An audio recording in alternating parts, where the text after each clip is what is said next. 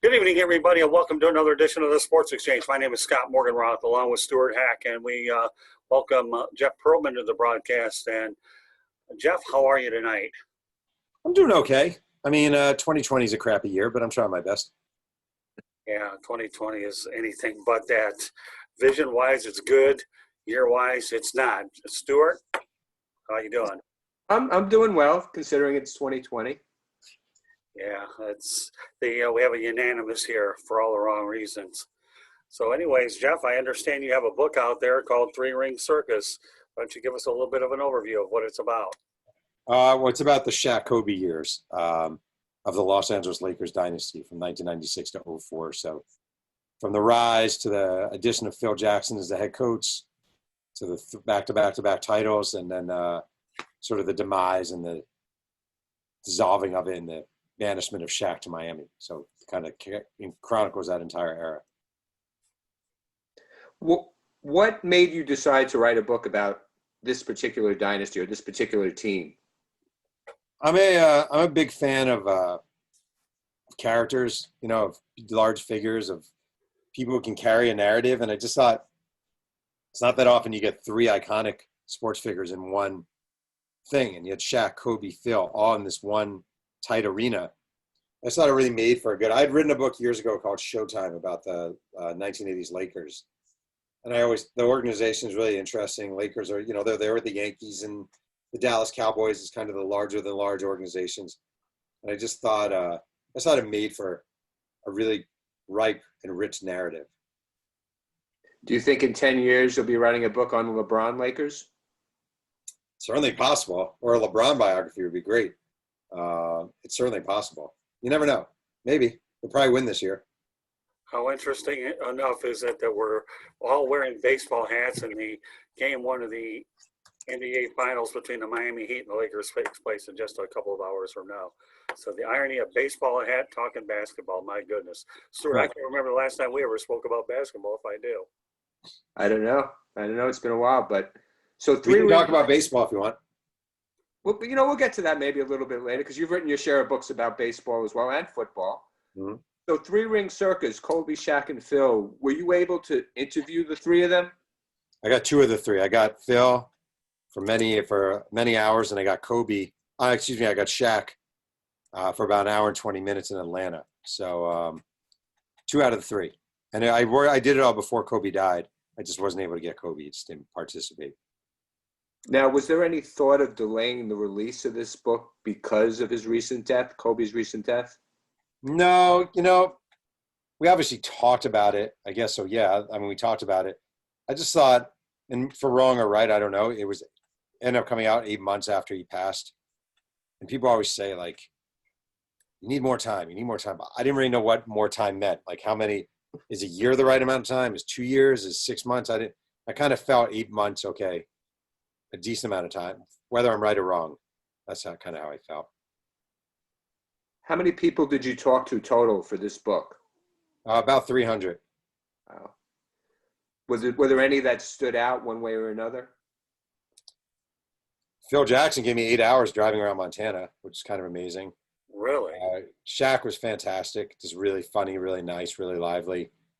Dale Harris, the coach, the longtime Laker coach, gave me about 6 hours at a golf club in Dallas. There were a lot of I love that thing. I love, going around, tracking down people, seeing who has what to contribute, different people's thoughts. It's kind of the joy of it all. The writing is the hardest part. The reporting is the most fun. So I really did enjoy going around and meeting all these people.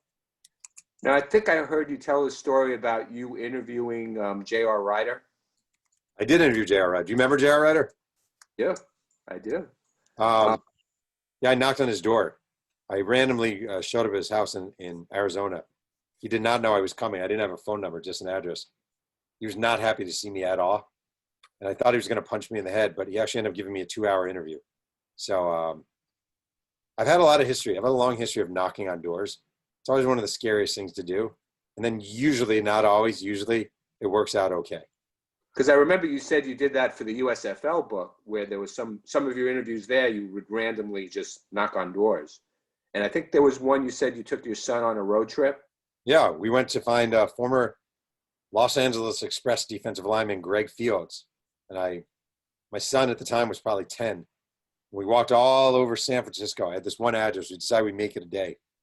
We're going under bridges and really bad areas. And I think the area I ended up taking my 10-year-old son was like the crack capital of San Francisco. So it wasn't my father of the year moment. And we got to the door and there was a lockbox on the door.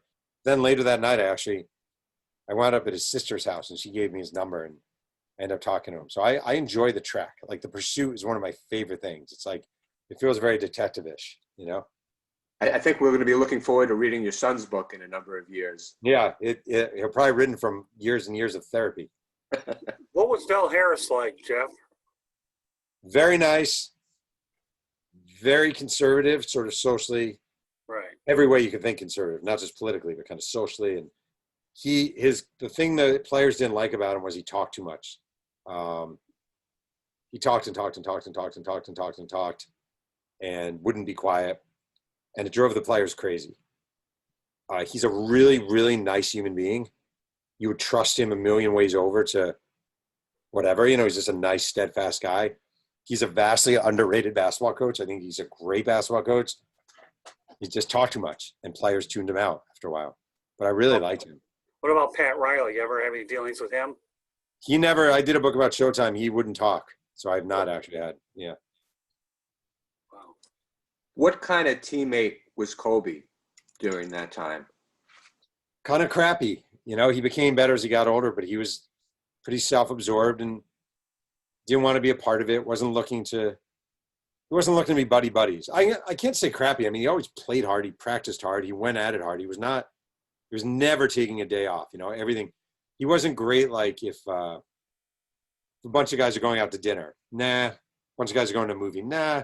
Cards in the back of the plane, nah, I'm okay. Like just kind of kept to himself. When he got married, no one was invited to his wedding. Like no teammates were invited to his wedding. Most of them didn't even know he was getting married. He was just a different kind of guy in that regard. He was very standoffish into himself. But he was obviously a tremendous, tremendous basketball player. Well, we all know that Phil Jackson, known for the Zen Master, could you see the Zen Master qualities in him, since he obviously did a heck of a job as a father figure towards one of the polarizing figures, Dennis Rodman? I thought Phil Jackson was amazing. Amazing. And I did. I think a lot of times people forget that, you know, people always say, well, you know, he had the best players. It's always a criticism of Phil Jackson. He had the best players. He had the best players. It's not easy to manage those egos. Like, it's not easy to manage those egos. And he was really good at it. I mean, you look at Jordan, who was the best player on the planet, and he agreed to give up scoring to play in the system. He goes to LA. He's asking Kobe to be number 2 to Shaq, and he did not want to be number 2 to Shaq, but he did it anyhow. You know, he did it anyhow. So I think Phil's ability to manage players, to deal with players, is as good as any coach who's ever lived. Did he give you many Michael Jordan stories at all, what it was like to deal with him? No, because we didn't talk about it that much. There were definitely comparisons between Kobe and Jordan, and people tend to compare the two because they were similar players. Right. I just think Jordan was more like a partner to Phil Jackson, and Kobe was more like a player who I have to work on, you know? What kind of relationship did Kobe have with Shaq from the beginning, and how did it evolve over time? It was never great. The thing is, Shaq wanted to be your big brother. Like, he wanted to be Batman and you're Robin. And he wanted you to want that too. And he wanted Kobe to be deferential. But Kobe wasn't a deferential person. You know, that wasn't his nature. So it just was always kind of strained. And they would have physical altercations sometimes. But mainly it was this weird passive-aggressive, Shaq is saying this over here, Kobe saying this over here. Then you go back to Shaq and Kobe, and the media is going back and forth. And it just was they were great basketball players, so it worked out on the court, obviously. But they were never going to be buddy-buddy. They were just really different. But I think when Kobe died, the hurt and the pain you saw Shaq show was very, very real. Because he felt like he lost someone. It's almost like one of my favorite rock groups of all time is Hall & Oates, Dara Hall and John Oates. And they don't really like each other. They don't hang out on the road. They don't go to dinner together. They fly in from their different places. And that's what they do. But if one of them died, the other would be devastated because you're looking at someone who formed this magical partnership with me, and we went through a lot of life together. And I just think that's sort of what they had. It was just like, it wasn't a love affair, but it was a partnership that led to some really great things. Did that dynasty have to end when it did, or could it have gone on a little bit longer? I think it had to end. There was Kobe was out the door. He was going to go to the Clippers if Shaq stayed around. Shaq wasn't really keeping himself in the same shape he used to. Kobe wasn't listening to Phil Jackson anymore.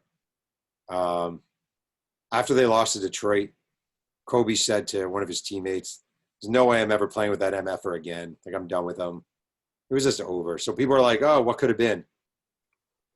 Nothing could have been. Like, sometimes if I don't want to do it, if you two decide I don't want to do a podcast with you anymore, well, I don't want to do a podcast with you anymore. Well, it's over, Well, we can get you guys back together. No, I don't really like him anymore. Like, I don't want to be in the same space as him anymore. Yeah, but you guys are doing great. Yeah, but I don't like him. I don't like him, and I have options here. So I'm going to do it with someone else. That's exactly what it was. And it's funny when people are like, "Oh, it could have worked." It's like, no, if you don't like someone and you have the option of not being with that person anymore, and you can exercise that option, you tend to do it.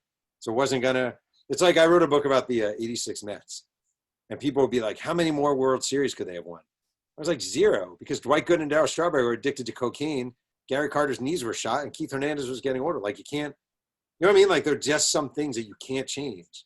And that was something you couldn't change. They were just done with each other. They had no interest with each other anymore. Well, let's talk about the 2004 NBA Finals, Detroit Pistons. I've covered the Pistons for a lot of years, even dating back to the Bad Boys era. I saw a lot of good teams back there. But what was the attitude of the Lakers? Did they feel like they knew that they were heavy favorites and there was a lot more pressure on them, especially considering the way that Detroit, with no glaring superstar, were able to humble the Lakers and win it relatively earlier? You sound like a Pistons fan. Well, I'm a Pistons writer with Pistons ties, and I'm proud of it. Who's your all-time favorite Piston? I have to go with Isaiah. Yeah. I do. I mean, the little man, Kelly Tripucka? the heart of the team, I didn't like Bill Laimbeer. I got to tell you a funny story. Many years ago when I was at the Boston Garden, I had torn my ankle on Christmas Day one day, and Bill Laimbeer and I never really got along anyhow, so I'm in the Boston Garden locker room with Dennis Rodman, and Bill's making this wise comment, okay? And Dennis said, Bill, why don't you cut the guy a little bit of slack? And I told Bill right in front of Rodman, I said, "You know what, Bill, just because you got enough money to make a car payment doesn't mean I've got one." And that's when Dennis Rodman laughed so hard and said, "Bill, get off of his case already." Dennis gave me whatever I wanted. That was long before his change of polarizing personality. But who were you working for at that point? The Detroit Monitor. That's awesome. Yeah. Great. Nobody liked Laimbeer. Everyone hated Laimbeer. Laimbeer was a pain in the butt. That's putting it lightly. If this wasn't a family show, I'd get the explicit button, the ... But I'll let great minds think alike, GMTA. Why don't you think about that for your next book, GMTA, coming from me, the motor. Wait, do you know? What's that? Do you know the story of when Will McDonough? Do you remember Will McDonough, the SI? Yeah. Yep. When Will McDonough punched Patriots defensive back Raymond Claiborne in the locker room of the Patriots. Oh, it was a lot of guts. And like a moment for all of us, like a win for all of us. For every time we have a Laimbeer to deal with, or John Rocker, or whoever it is, that moment was a win for all of us. Well, I'll tell you, Bill Laimbeer was never one of my favorite people. That's probably the major reason why he never got an opportunity outside of Kurt Rambis with the Minnesota Timberwolves as an assistant coach. But if Bill Laimbeer had any sense at all and played the politics somewhat straight, he might have gotten at least a taste of coaching in the NBA. He couldn't even get a job with the New York Knicks when Isaiah was in charge. What does that tell you? Well, I always think it's interesting, like Barry Bonds right now is struggling to get a job in baseball, right? And I covered the majors. I was at Sports Illustrated. I wrote a book about Bonds. He treated everyone like crap. He just treated everyone like crap. And Kareem, one of the great players of all time, one of the smartest players in the history of sports, couldn't get a coaching job in the NBA. Right. People remember how you treat them when you don't need to be nice to them. People remember that. They remember how you talk to the guy who holds the door for you, for the guy who cleans your shoes, for the guy who does your PR, to the fans, to the media. They remember that stuff. And when you're a guy like Bonds or Laimbeer and you treat people like garbage because you're on top of the world and you think you can get away with it, Well, 15 years later, when you need a job, they're going to remember it. Well, we talked about the Miami Marlins, obviously a team I'm quite close with.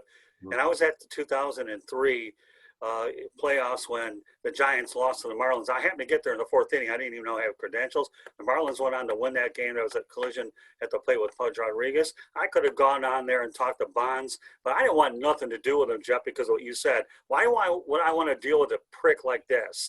Okay. And, you know, he only lasted 1 year as Don Mattingly's hitting coach, and Don Mattingly's the most even-keeled guy. So I decided to take the champagne bath in the Florida Marlins locker room and bypass the Barry Bonds abuse bath, okay, that you have. Do you ever heard of a guy named Tony DeMarco? Now, who is that? Well, he's been a long time baseball writer. I know a lot of people. I'm sure after this broadcast. You know more than I do, I'm sure. Yeah. Yeah, well, you and I will have a lot of people in common, which is kind of cool. I know You're right, though. Getting back to your point, Barry Bonds, okay, treat people like garbage. Bill Laimbeer, it does bite you in the butt, and it bites you in the butt. But I got to tell you, I enjoyed covering the Detroit Pistons during the Bad Boys era because they learned how to win, and that Showtime team actually taught Pat Riley how to coach a little when he moved on to the Eastern Conference. And I think the Pistons Bad Boys era is probably one of the most disrespected dynasties out there, since you're a guy that likes to cover dynasties. And they had Fennis Denbo in the team, one of the great names of all time. Yeah, I'll bet the average individual won't tell you that Fennis Denbo is a University of Wyoming graduate, but I'll tell you. He was on the cover of Sports Illustrated in a cowboy I uniform. remember that. See, Stuart, look who you brought together. Jeff Pearlman and I, man, we got to stay in touch when this bad boy's over, buddy. Stuart, don't you have anything to add here? Come on. I could talk about tax law, but, you know. That'd be good. Yeah, Stuart taught me about jock tax already. Nice. But let me ask you, Jeff, you talk about guys that treated you bad and they're kind of getting what's coming to them. Was there anyone years ago that was treated you really well, and now 10, 15 years later, they're still around, whether it's coaching or managing? Oh, a lot of people. I mean, one of my favorite people, and he stayed a friend, and I always liked him on a personal level because when I was a kid, we were required as Jews to root for our favorite Jewish ball players because there were only about 4 of them in the world, was Sean Green of the Dodgers. And Sean doesn't live that far away from me. He's actually become a friend. He's just a decent human being and a really good guy. It's sad that he died so young, but Tony Gwynn was wonderful and great and just a storyteller and would sit there and talk to you for hours and treated people with dignity. And, you know, went on to coach San Diego State, his alma mater, before he died of cancer, which was heartbreaking. There are a lot of, the thing is, you remember the jerks because they the stories are pretty good. You know, like I remember John Rocker and Will Clark and Bonds and guys like that. But the vast, vast majority of people in sports are just like the vast majority of people outside of sports. They just want to get by in life and have a good time. And if they can help you, they can help you. So the vast majority of people are always pretty good to me. Yeah, I would agree with that. You know, every now and then you do run across a bad egg. I've always wondered, it's probably a little mystery in my mind, why a guy like Patrick Ewing never got a head coaching job, because I know that he factors into one of the better people out there, but unfortunately circumstances never played themselves out. I don't know if you follow Patrick Ewing's career much at all. It's so interesting you say that because he used to be horrible for reporters. Horrible for reporters when he was with the Knicks. He would not talk and he was rude and blah, blah, blah. And actually, you know, now he's a head coach at Georgetown, so that's a pretty good gig right there, you know, so at least it's worked out in that regard. I think some of that started at Georgetown when he was in college, where John Thompson protected the players and didn't Definitely. really. And also he took so much abuse. He took a ton of abuse from fans. And, you know, like, we always forget, we don't allow these guys to be shy. Like in society, if someone's shy, we'll just be like, well, he's kind of bashful. We don't allow that of athletes. And a lot of people are shy, you know, and he seemed like a pretty shy, reluctant guy. Pippen was the same way. Scottie Pippen, I think, was just a really shy, awkward guy. And then you throw him in the spotlight and you put a mic in his face and you expect him to be gregarious and outgoing. It's kind of unrealistic. You know, not everyone comes in the same package.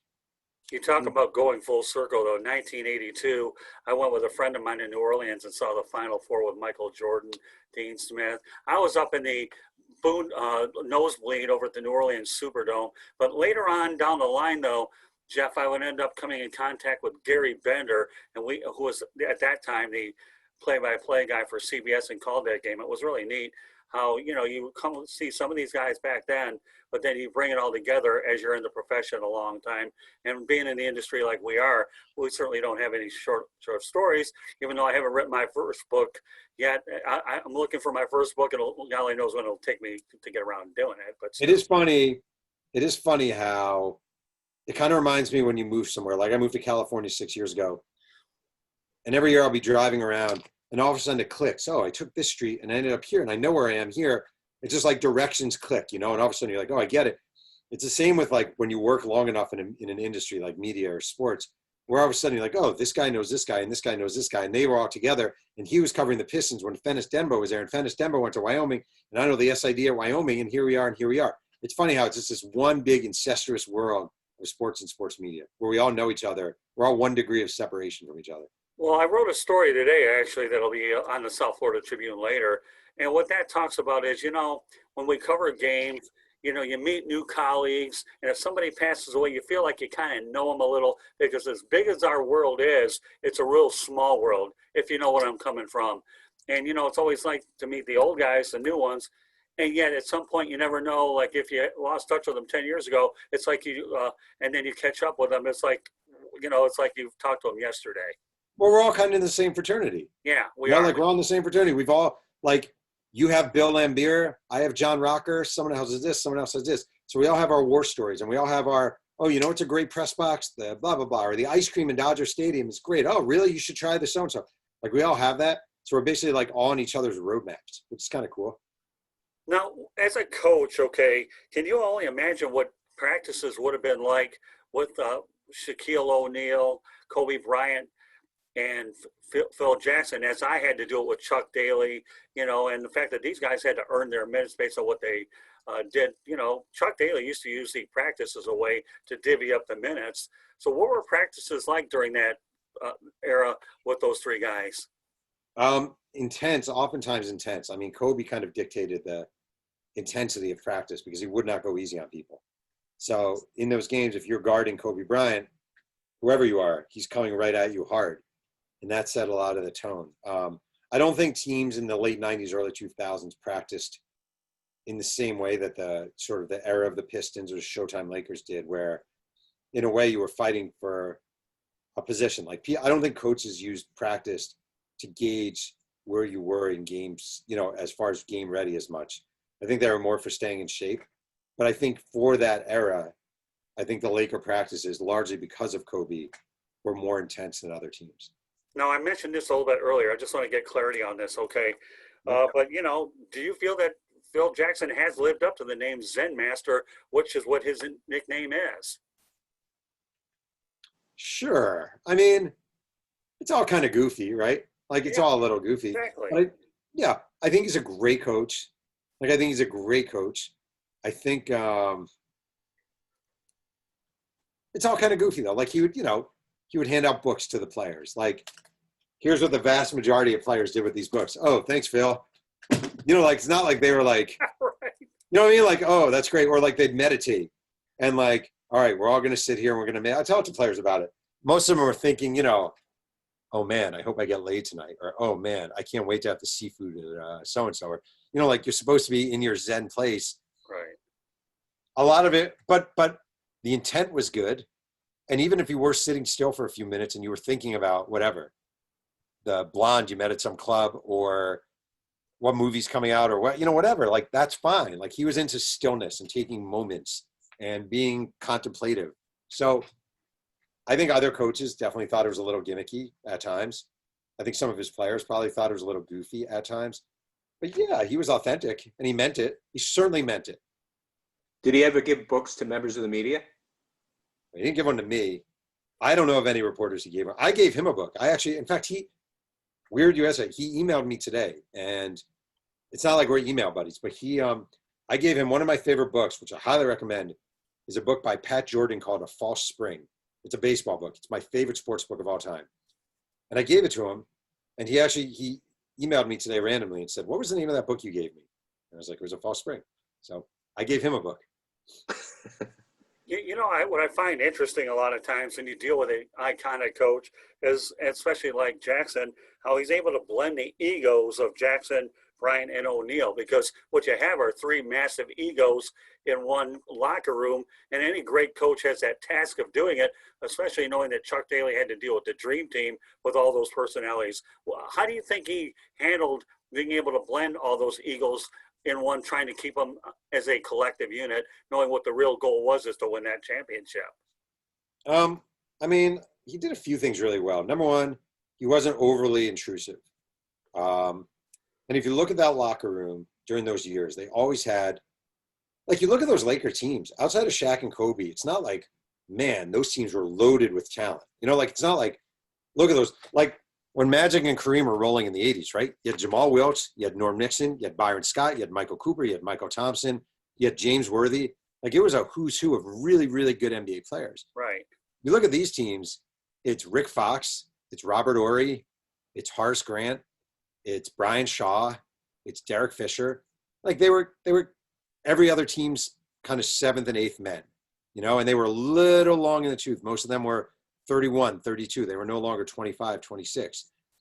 So it wasn't that they had a ton of talent surrounding them, but they had perfect pieces like Jerry West, then Mitch Kupchak and Phil.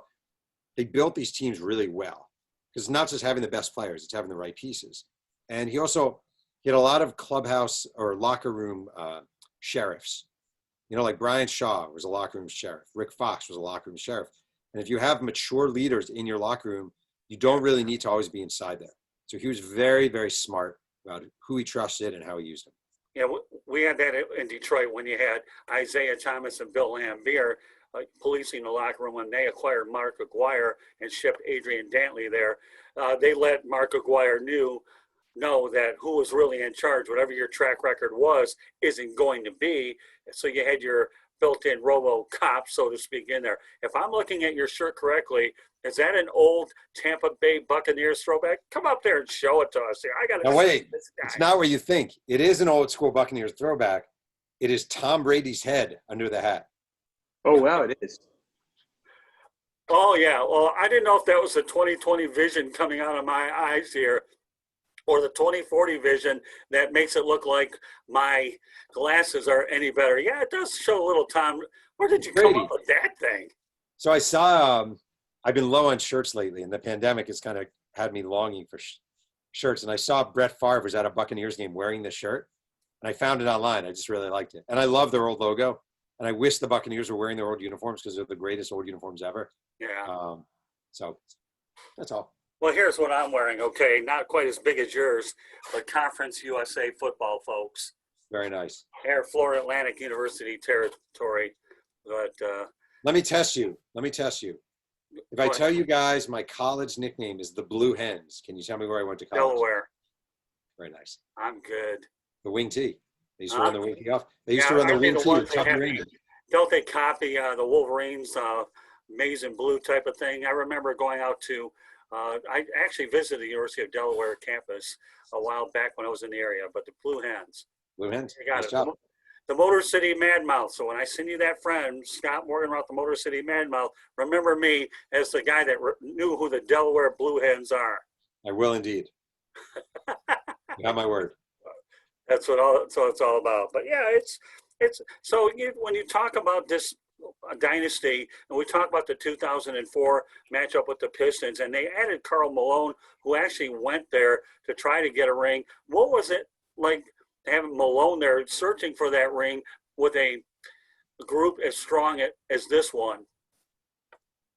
So they actually added Malone and Gary Payton that same year. They had both of them. So it was 4 future Hall of Famers on one roster. But it was a nightmarish year in a lot of ways. That was the year when Kobe was flying back and forth to Eagle, Colorado for a sexual assault case. Shaq was really angry about not having his contract extended, and he was being a pain. Phil Jackson wasn't sure if he was coming back, didn't know what was going on with that, was very frustrated. It was a really ugly year in many ways. And, when they reached the finals, people said they expected the Lakers to dominate the Pistons. And if you actually knew, as I did learn from reporting, what was going on, it's kind of a miracle they even made the championship series. Like, they were just They were done. They were spent. They were over with each other. And you look back at that Pistons team, I got to say, first of all, Larry Brown's job with those Pistons is one of the best coaching jobs I've ever seen. If you look at them in the playoffs, they played Indiana in the Eastern Conference finals. And they held them like 75, 68. They were just this machine. They really were. And they didn't have any future Hall of Famers. Their best player all time was probably Rasheed Wallace or Chauncey Billups. Ben Wallace was their center. They were badly undersized. Tayshaun Prince, Rip Hamilton. And they just completely, totally figured out the Lakers. Malone got hurt in that series. Kobe Bryant shot without any consciousness whatsoever, just shooting and shooting and shooting, never looked to pass. And when it was over, I mean, truly, people were shocked. It was a 5-game series. People were shocked the Lakers lost. I think the Pistons probably could have swept them. They were that much better. Yeah, I had heard stories that, and ironically, Joe Dumars, I had spent time with him not only in Detroit, but when he was in Miami, because the road went through the Miami Heat. And he told me he didn't care about that budding superstar. But yet later on, he would end up trading Billups for Allen Iverson, and there went that theory right down the toilet. But yeah, or at least that year. Did you ever have a chance to get to know Chick Hearn pretty well? I didn't, because I wasn't living in Southern California when I wrote the first book, Showtime. I think he had just passed. So Okay. I did not. Yeah, I actually met him when the Pistons played the Lakers at the Silverdome, but that's for another story. And again with that, so I know have another 5-10 minutes to go. Stuart, anything you want to add before we let Jeff promote his book and allow us to let everybody know what we do? Go ahead. Stuart has been way too quiet. Stuart, I've been waiting for this question. This question is the question I've been waiting for. How close did Kobe come to becoming a New Jersey Net? This close. So 96 draft, the 1996 draft, the Nets have the number 8 pick. Their coach is a very young, very green John Calipari, straight out of UMass, mid-30s, full of gusto and bravado and, all that stuff. And they work out Kobe 4 or 5 times and love him. There's this all in on Kobe Bryant. They call his parents and say, we're probably going to draft your son. Great, that's great. Right up the turnpike, because they were in Philly, near Philly, and this is Jersey. But Kobe had just signed a sneaker deal with Adidas, and Adidas did not want their star client, the face of their product, in East Rutherford, New Jersey, for the next 5 years. Jerry West worked out Kobe for the Lakers twice. Said it was the best workouts he's ever seen. Arn Tellem, Kobe's agent, was a good friend of Jerry West, so Jerry West made it clear to Arn Tellem they would love to get him on the Lakers. Heading into the draft, Jerry West agrees to a deal with Charlotte. If Charlotte picks Kobe with the 13th pick, they'll send him Vlade Divac, the center, and Charlotte will trade the Lakers the rights to Kobe. But John Calipari and the Nets are committed to getting Kobe Bryant. And the day before the draft, Kobe calls John Calipari and says, I don't think I want to play for you guys. I kind of want to go away from home, so don't draft me. Calipari's like, crap, what am I going to do? Oh, my God. He goes into John Nash, the general manager's office, says, what are we going to do? He doesn't want to play here. John Nash is like, calm down. It's just bluffing. Kobe's agent calls John Calipari, says, Kobe's not going to play there, so you shouldn't draft him. He'll take a year off. He'll go to Italy. He's not going to play for you. Calipari's freaking out. Goes into John Nash's office. What are we going to do? Don't worry about it. He's going to play for us. Not a big deal. Kerry Kittles, his agent, David Falk, calls John Calipari. Listen, my client desperately wants to play for the Nets. If you don't take him, if he's there on number 8, I can't guarantee I'm ever going to bring another client your way. Oh my God. He runs into John Nash's office. John, what are we going to do? Cal, they're just bluffing. We're all good. So that night, they're committed. We're taking Kobe Bryant. The next day, John Calipari shows up. Now, John Calipari in his contract had final personnel decision. He had final say on the Nets. John Nash is around, a bunch of Nets executives around. He goes, all right, here's what we're going to do. If Kerry Kittles is available on number 8, we're taking Kittles. If he's not, we're taking Kobe. John Nash is furious. The draft comes, number 8 pick, there's Kerry Kittles. For the 8th pick in the 1996 draft, the New Jersey Nets pick Kerry Kittles. Jerry West in LA is euphoric because he knows the next 4 teams have no interest in Kobe Bryant. Charlotte takes Kobe. The swap is made. Jerry West goes into Jerry Buss's office and says, I just got you the best player in this draft. There you have it. Anything else you want to add, Stuart? Don't want to steal your thunder. All right. So you've written a bunch of books, and I'm not going to ask you to pick your favorite one because it's like asking you to pick your favorite child. But what book was the hardest for you to write, and what book was the easiest for you to write? I mean, none of them are easy. They all take, but I feel like this book was probably the hardest because modern athletes the more modern you get with athletes, the more difficult they are. They've been much more coddled. They've been much more pampered. They are convinced they're very special at a young age, and it's just a different generation. So it's harder to get them to open up. It's a lot more work. I wouldn't say the easiest, but my first book about the 86 Mets, The Bad Guys Won. I mean, I was 14 years old, 13 going on 14 in 86. I mean, that was one of the joyful years of my life. It's my boyhood. It's my childhood. It's sitting in my neighbor up the street, Mr. Gargano on Emerald Lane in Mahopac, New York, was a diehard Met fan. I go to their house and watch the games and ask them. So it was like jumping back into my childhood, which made it really joyful. So that was probably the one. So do you know what your next book is? I'm doing a biography of Bo Jackson. Is my next book. Yeah, I love Bo Jackson. Big Bo Jackson buyer. So. Okay.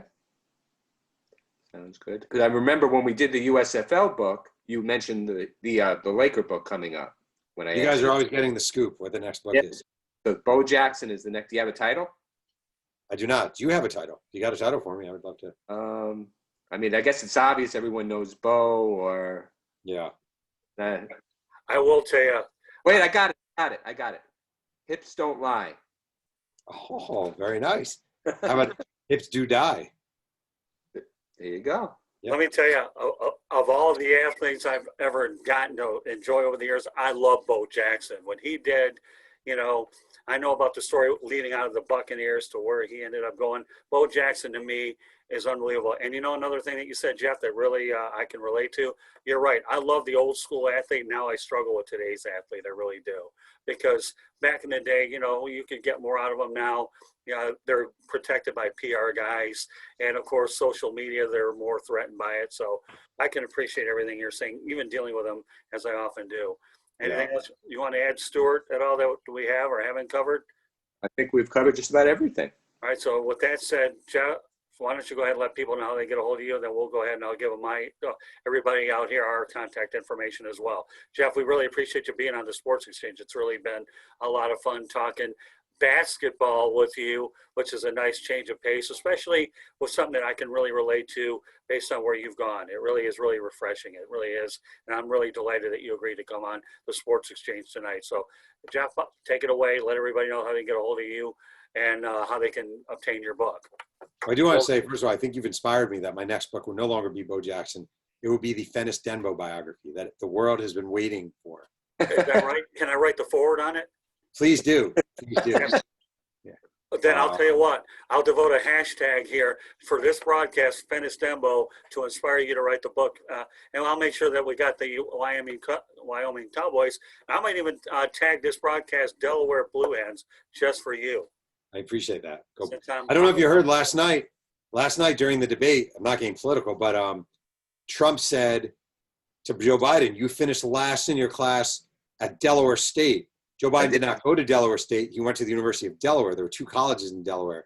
Trump was incorrect. He's a blue hen, just like me, Joe Flacco, and Rich Gannon, and Chris Christie, actually. Well, here, I'll even help you out a little bit. This is my age coming into play. Once upon a time, a guy by the name of Jeff Comlow was there as well. Detroit Lions. Yeah, I know. We had to use him. He was like a 9th-round pick. Gary Danielson goes down. The backup goes down. Jeff Comlow goes down. And for those of individuals that understand my East Coast here, the Delaware State, I believe they're the Hornets. Is that correct? They are. My goodness, I know my Delaware sports. You need to find a hobby. It's too much. If you know the Delaware State Hornets, and if we're talking about Jeff Comlow, something's wrong with this podcast. I feel like this podcast, it's gone way off the rails if we're talking Jeff Comlow. It's like, well, it's only because it happened when most of these people that are watching it weren't even alive. But I remember Jeff Comlow, my God. When you talk about injuries that occurred during the preseason, Gary Danielson suffered a devastating injury against the Baltimore Colts. And then the Lions had to go 2 and then 3 deep. The guy that was drafted the ninth draft choice became the number 1 quarterback, and all that did was lead to Billy Sims. Boy, life was tough, wasn't it? I'm going to throw something at you before I tell. You can reach me at on Twitter at Jeff Pearlman.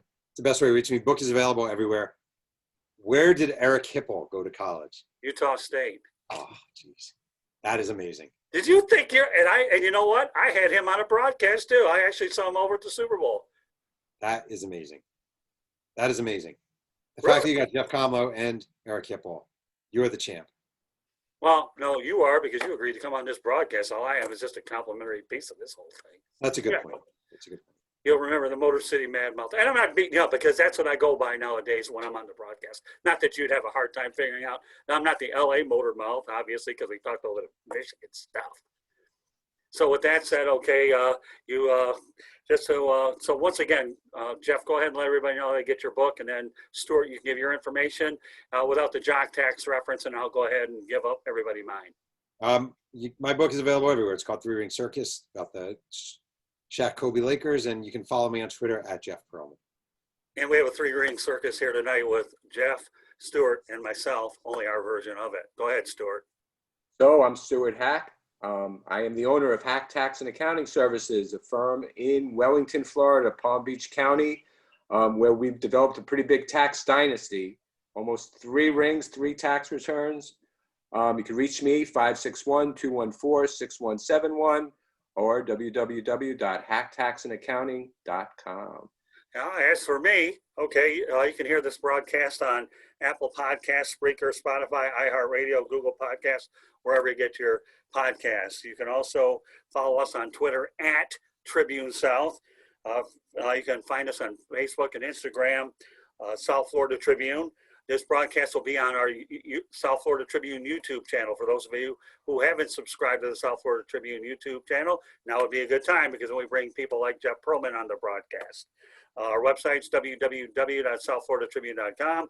We have a lot of writers that also write for us. We have media distribution partners, and all the broadcasts are there. Plus, we have a section for Motor City Monitor, where I do a lot of Detroit stuff as well. Can't forget the hometown. Our email is southfloridatribune@gmail.com, and you can connect with me on LinkedIn, Scott Morganroth. Be more than happy to go out there and connect with you then. So, Jeff, we appreciate you coming on the broadcast, and it's always great to meet new people, make new friends, and after all, for those individuals, if you don't remember anything else, remember Utah State, Delaware Blue Hens, and Fenistembo, and everything else that Jeff Pearlman wants to throw out your way. When I get to LA, I'll have to look you up. I just want to say, of all these, so I've probably done about 140 different podcasts and interviews. Yeah. Of all the podcasts I've ever done by a tax accountant and a guy who knows where Jeff Comlo went to college, this is by far the best, by far. You got to put that in the reviews, Scott. Well, you know what? I'm hearing it from him. I don't know what to say. I'm speechless, and for me to be speechless, it takes a lot to do. So thanks a lot for the kind words. I mean, I've been, whether you know it or not, I've been in this business for 41 years. I started out when I was 17 years old. No, you guys are awesome. And I just want to say, first of all, your knowledge of sports, your authenticity, not asking cliche questions. This has been one of my favorite interviews. I really appreciate it, for real. Well, then I hope you agree to come back on at a later date, because you're welcome to come back anytime. Jeff, you're really great, and I look forward to getting my hand on the book. And if you need me to write a forward, I already gave you all the information, so I'm just going to jot down what you said. Yeah, we're good. Thank you so much. I appreciate it. Well, thanks for being on the Sports Exchange. This is the Sports Exchange. My name is Scott Morganroth, Stuart Hack, and our special guest, Jeff Pearlman. Thank you again, Jeff, for being on the broadcast. We appreciate it, and you're welcome anytime you want. Good night, everybody. Take care, guys.